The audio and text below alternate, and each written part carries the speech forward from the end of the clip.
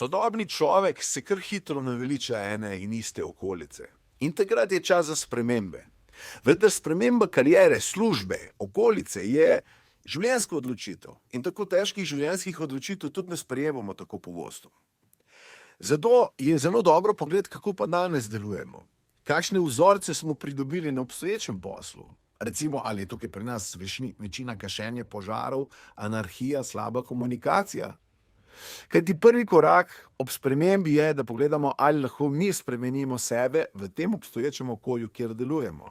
Torej, da začnemo upoštevati nek red, disciplino, izboljšamo komunikacijo, predvsem pa se fokusiramo na visoko dodano vrednost za naročnike in pa za nas osebno. Kaj to za nas osebno pomeni?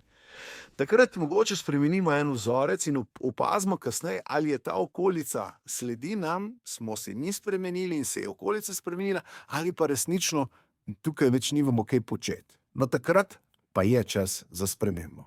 Najprej jaz, potem sprememba.